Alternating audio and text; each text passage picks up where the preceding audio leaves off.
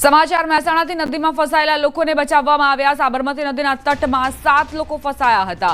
22 કલાકની જહેમત બાદ લોકોનું રેસ્ક્યુ કરાયું। ફાયર અને એનડીઆરએફની ટીમે તેમનું રેસ્ક્યુ કર્યું। સાબરમતીમાં પુષ્કળ પ્રમાણમાં પાણી છોડાતા 7 લોકો ફસાઈ ગયા। ફસાયેલા લોકો ટ્રેક્ટર લઈને નદીમાં રેતી લેવા ગયા હતા, પરંતુ એ સમયે અચાનક જ સાબરમતી નદીનું સ્તર વધતા 7 લોકો ફસાઈ ગયા। તાત્કાલિક એનડીઆરએફની ટીમને સૂચના આપવામાં આવી। ફાયર વિભાગ પાસેથી પણ મદદ લેવામાં આવી અને સફળ રેસ્ક્યુ કરવામાં આવ્યું છે। સાબરમતી નદીમાં ફસાયેલા 7 લોકો જેમને બહાર કાઢવા માટે એનડીઆરએફની ટીમ અને ફાયર વિભાગની ટીમ કામે લાગી હતી, એ તમામ લોકોને બચાવી લેવામાં આવ્યા છે। સાબરમતી નદીના તટમાં આ 7 લોકો ફસાયા હતા। જ્યારે જળસ્તર ઓછું હતું તે દરમિયાન તેઓ રેતી લેવા ગયા હતા અને અચાનક જ પાણીનું સ્તર વધતા ફસાઈ ગયા। 22 કલાકની જહેમત બાદ આખરે આ લોકોને સફળ રીતે રેસ્ક્યુ કરી લેવાયા છે। ખૂબ જ સારા સમાચાર મળી રહ્યા છે। જે 7 લોકોની જિંદગી પાણીની વચ્ચે ફસાઈ હતી તેમને બહાર કાઢવામાં આવ્યા છે।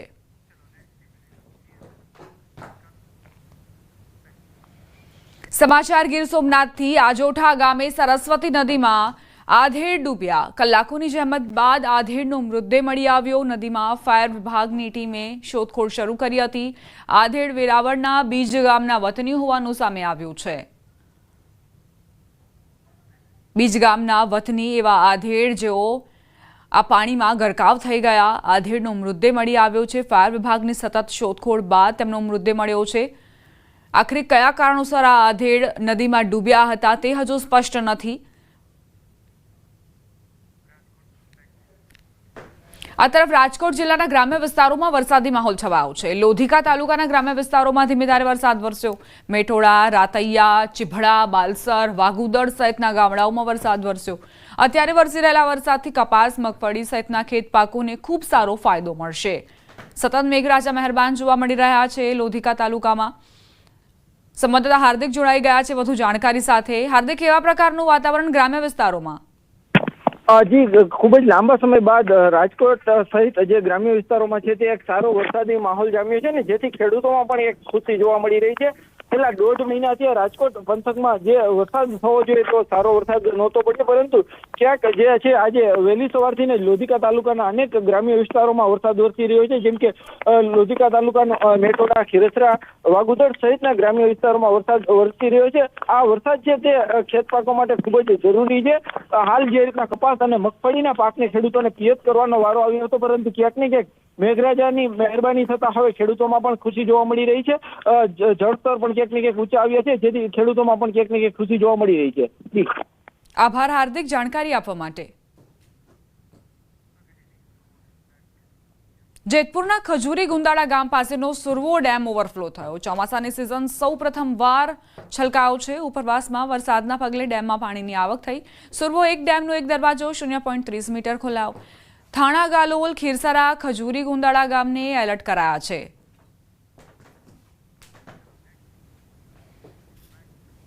ધોરાજીના પાટણ વાવ નજીક આવેલા ઓસમ ડુંગર પર કુદરત 16 કળાએ ખીલી ઉઠી છે। આ ઓસમ ડુંગર પર સ્વયંભૂ ટપકેશ્વર મહાદેવનું મંદિર આવેલું છે અને પર્યટક સ્થળમાં પણ તેનો સમાવેશ થાય છે। અહીં માત્રી માતાજીનું મંદિર પણ છે। ધોરાજી તાલુકામાં પાટણ વાવ ગામે આવેલ ઓસમ ડુંગર પર માત્રી માતાજીનું મંદિર, હિડંબાનો હિંચકો, સ્વયંભૂ ટપકેશ્વર મહાદેવ મંદિર, તળાવ આ સહિતના જૈન ધર્મની આસ્થા સમી ધાર્મિક જગ્યાઓ પણ આવેલી છે। તો ઓસમ ડુંગરની સુંદર પ્રાકૃતિક ગોદમાં 3 દિવસીય લોકમેળાનું આયોજન કરાયું છે। આ મેળો ધારાસભ્ય જયેશ રાદડિયા તથા મહેન્દ્ર પાડલિયા દ્વારા ઉદ્ઘાટન કરીને જાહેર જનતા માટે ખુલ્લો મુકાયો। ગામના લોકો સહિત આસપાસના વિસ્તારોમાંથી મોટી સંખ્યામાં શ્રદ્ધાળુઓ, પ્રવાસીઓ અને સ્થળ પ્રેમીઓએ હાજરી આપી હતી। 3 દિવસના આ મેળાની અસંખ્ય સંખ્યામાં લોકો અહીંયા મેળામાં દર્શન કરવા અહીંયા આવવાના છે। ઓસમ પર્વત ઉપર માત્રી માતા બિરાજમાન છે। માત્રી માતાની ખૂબ કૃપા આ વિસ્તારમાં છે। માત્રી માતાના આશીર્વાદથી અને રાજ્ય સરકારે ખાસ કેસમાં આ સ્થળનો પ્રવાસનનો વિકાસ થાય એના માટે બધા જ બાબતો મંજૂર કરી છે। ધોરાજીથી પાટણ વાવ, ઉપરી પાટણ વાવના રસ્તાઓ, જીઈબીનું સબ સ્ટેશન પણ ખાસ કેસમાં મંજૂર થયું છે। આ તરફ સુરત શહેરમાં વહેલી સવારથી જ વરસાદી માહોલ છવાયેલો છે. હવામાન વિભાગ દ્વારા સુરત સહિત દક્ષિણ ગુજરાતમાં યલો એલર્ટ આપવામાં આવ્યું છે. સિટીલાઇટ અથવા ગેટ પીપલોદ, રાંદેર સહિતના વિસ્તારોમાં વરસાદના પગલે ખેડૂતોમાં ખુશીની લહેર. ઊભા પાકને પાણી મળી રહેતા ખેડૂતોમાં ખુશી વ્યાપી છે.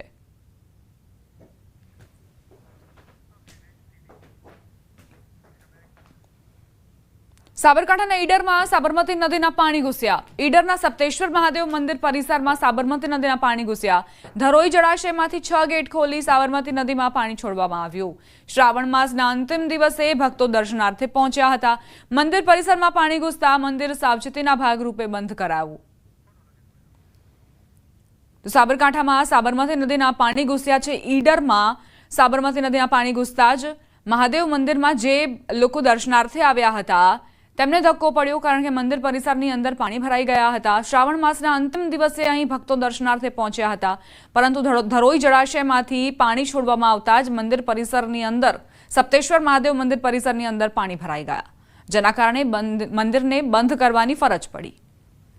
સાબરમતી નદીનું જળસ્તર ધરોઈ ડેમમાંથી પાણી છોડવાના કારણે વધ્યું અને એકાએક જ મંદિર પરિસરની અંદર પાણી ઘૂસી ગયા. સુરક્ષાના ભાગરૂપે મંદિર બંધ કરવાની ફરજ પડી હતી, જેના કારણે ભક્તોને સપ્તેશ્વર મહાદેવ મંદિરમાં દર્શન નહોતા થઈ શક્યા. સંવાદદાતા ઈશાન જોડાઈ ગયા છે વધુ જાણકારી સાથે. ઈશાન, સપ્તેશ્વર મહાદેવ મંદિરમાં શું સ્થિતિ? સાબરકાંઠા જિલ્લામાં વરસાદી માહોલ આ ઉપરાંત ઉપરવાસમાં વધુ વરસાદને કારણે ધરોઈ જળાશયમાં નોંધપાત્ર વધારો થયો હતો અને ગઈકાલ રાતથી જ અને પરમ દિવસથી ધરોઈ ડેમમાંથી અલગ અલગ સ્ટેપમાં પાણી છોડવામાં આવ્યું. 6 દરવાજા જેટલા ખોલ્યા હતા, જેના કારણે સાબરમતી નદી 2 કાંઠે વહેતી થવા લાગી હતી. જો કે સપ્તેશ્વર મંદિર સાબરમતી નદીના કિનારે આવેલું છે, તેના કારણે જે મંદિરના પરિસર સુધીમાં જે મંદિર છે, મંદિરના ગર્ભ સુધી પાણી પહોંચી ગયું હતું, જેના કારણે જે દર્શનાર્થીઓ છે તેમનો પ્રવેશ બંધ કરવામાં આવ્યો. નોંધનીય છે કે કોઈ અનબનાવ કે કંઈ ઇચ્છનીય ઘટના ન બને તે માટે તંત્રએ સાવચેતીના ભાગરૂપે મંદિરમાં જવાનું બંધ કર્યું હતું. નોંધનીય છે કે જે શ્રાવણ માસનો છેલ્લો દિવસ હતો ગઈકાલે, અને આજે પણ ભક્તોને દર્શન કર્યા વગર વિલા મોઢે પાછું ફરવું પડ્યું હતું. જી, આભાર ઈશાન જાણકારી આપવા માટે.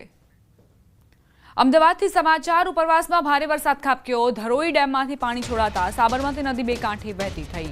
સાબરમતી નદીમાં નવા નીરની આવક થઈ છે. ઉપરવાસમાં વરસાદ થતા ધરોઈ ડેમમાંથી પાણી છોડાયું.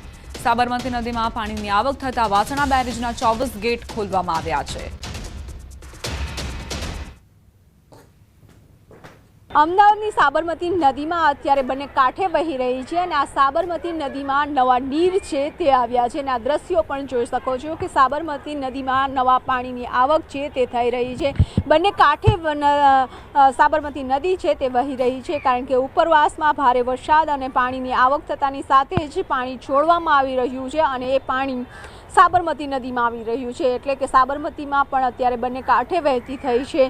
સાથે સાબરમતી નદીમાંથી પણ પાણીનો નિકાલ છે તે કરવામાં આવી રહ્યો છે. વાસણા બેરેજના 24 દરવાજા છે તે ઓપન કરવામાં આવ્યા છે અને પાણીનો હજારો ક્યુસેક પાણીનો નિકાલ છે તે કરવામાં આવી રહ્યો છે. કેમેરામેન હિરેન શાહ સાથે પટેલ, ન્યૂઝ 18 ગુજરાતી, અમદાવાદ. આ તરફ સુરેન્દ્રનગરના ધ્રાંગધ્રા શહેરી વિસ્તાર તેમજ ગ્રામ્ય વિસ્તારોમાં વરસાદી માહોલ છવાયો. સવારથી જ વરસાદી વાતાવરણ સાથે ધીમે ધારે વરસાદ વરસ્યો. ગ્રામ્ય વિસ્તારમાં જેસડા, સતાપર, બાવડી, જસાપર, દુધાપુર, રાજગઢ, કુડા, નારીચણા, નીમકનગર સહિતના ગામોમાં વરસાદી માહોલ રહ્યો. ગ્રામ્ય વિસ્તારમાં વરસાદી માહોલ સર્જાતા ખેડૂતોના ચોમાસુ પાકને અનુકૂળ સમયે વરસાદ મળતા ખેડૂતોમાં આનંદની લાગણી વ્યાપી છે.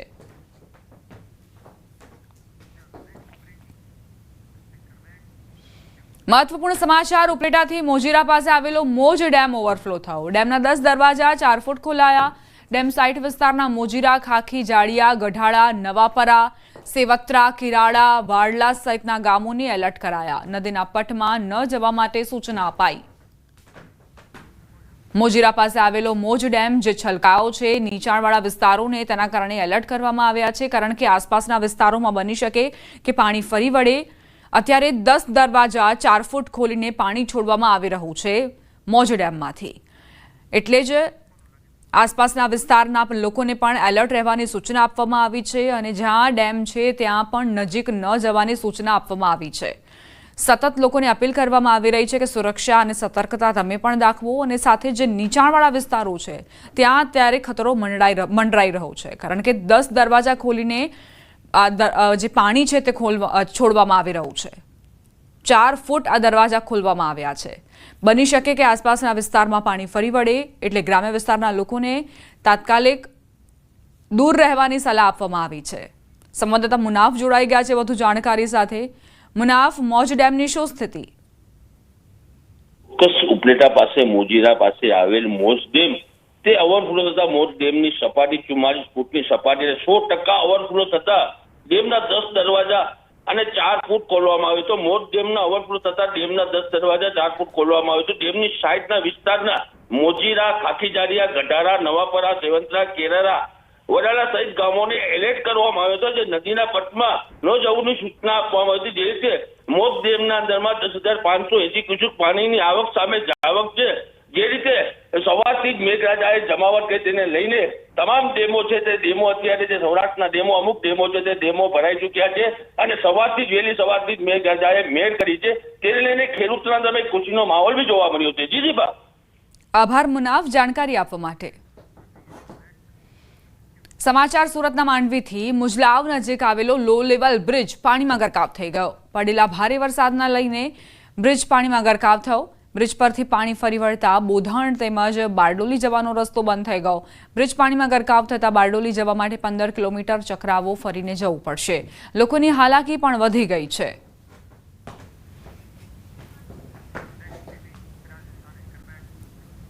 વાત હવે પાડોશી રાજ્ય રાજસ્થાનની, જ્યાં ભારે વરસાદ ખાબક્યો. બુંદી જિલ્લામાં 3 દિવસના વરસાદ પછી નદીઓ અને નાળાઓ છલકાઈ રહ્યા છે. બુંદીમાં પાણીના પૂર વચ્ચે ભયાનક દ્રશ્યો સામે આવ્યા. ભારે વરસાદના કારણે બરુંધન શહેર નજીક ઘાઘર પુલ પર પાણી વહી રહ્યું હતું. ઘાઘર પુલ પર પાણીનો ઝડપી પ્રવાહ, જેમાં બાઇક પસાર કરવાનું જોખમ એક વાહન ચાલકે લીધું. જોકે પાણીનો પ્રવાહ એટલો તેજ હતો કે તેણે પોતાનું સંતુલન ગુમાવ્યું અને બાઇક સાથે પડી ગયો. ત્યાં હાજર લોકોએ બાઇક સવાર અને બાઇકને બચાવવાનો પ્રયાસ કર્યો, પરંતુ ત્યાં હાજર લોકો બાઇક સવારને બચાવવામાં સફળ રહ્યા, પરંતુ પાણીના ઝડપી પ્રવાહની ગતિથી બાઇકને ન રોકી શક્યા. રાજસ્થાનના ટોંકના પીપલુમાં વરસાદના કારણે નદીઓ અને નાળા છલકાઈ રહ્યા છે. આવી સ્થિતિમાં લોકોની જીવલેણ બેદરકારી પણ સામે આવી રહી છે. ગાટાથી કુરેડી જતા રસ્તામાં બાઇક સાથે તણાતા યુવકનો વિડીયો સામે આવ્યો. આ બાઇક સવારે વહી જતા પહેલા નહેરના કિનારે ઉભેલા લોકોને રોકવાનો પ્રયાસ કર્યો. તેને કહેવામાં આવ્યું કે પ્રવાહ ઝડપી છે અને અહીં 2 લોકો પહેલાથી જ તણાઈ ગયા છે. આમ છતાં યુવકે કઈ જ વાત ન સાંભળી અને પોતાની બાઇક પર નહેર પાર કરવાનો પ્રયાસ કર્યો. થોડા ડગલા ચાલ્યા પછી યુવક તેની બાઇક સાથે તણાઈ ગયો.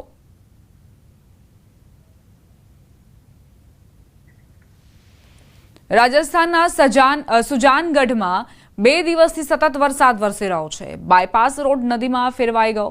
રેલવે ફાટક નંબર 2 પાસે પાણીની વચ્ચે કાર બગડી ગઈ, જેના કારણે કારમાં સવાર 3 થી 4 લોકો ફસાઈ ગયા. ફસાયેલા લોકોને ક્રેનની મદદથી બહાર કાઢવામાં આવ્યા, જેના કારણે કારમાં સવાર લોકોના જીવ બચી ગયા.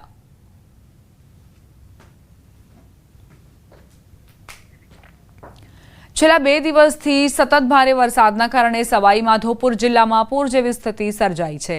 એનડીઆરએફની ટીમ વિવિધ વિસ્તારોમાં પૂરમાં ફસાયેલા લોકોને બચાવવા માટે સતત વિવિધ વિસ્તારોમાં જઈ રહી છે, પરંતુ આજે અચાનક જ એનડીઆરએફની આખી ટીમ પૂરગ્રસ્ત વિસ્તારમાં અકસ્માતનો ભોગ બની. એનડીઆરએફની આખી ટીમ ટ્રેક્ટર ટ્રોલીમાં પૂરગ્રસ્ત વિસ્તારમાં જઈ રહી હતી, ત્યારે અચાનક સુરવાલ અને અજનૌતી નજીક રસ્તા પરના ખાડામાં ટ્રેક્ટર ટ્રોલી પડી ગઈ, જેના કારણે ઘટના સ્થળે જ થોડી જ વારમાં સવાર એનડીઆરએફની આખી ટીમ નીચે પડી ગઈ. આ અકસ્માતમાં એક સૈનિક ટ્રેક્ટરમાં રાખેલી બોટ નીચે દટાઈ ગયો.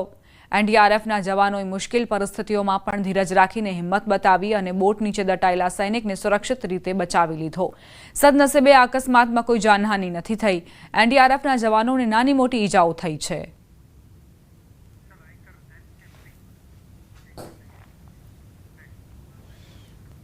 વાત હવે મધ્યપ્રદેશના ખરગોન જિલ્લાની બરવામાં ગંગોર ઘાટ પદલી નદીમાં પાણીના પ્રવાહમાં શાળાના બાળકોથી ભરેલા ટેમ્પોનું વ્હીલ પુલ પરથી સરકી ગયું.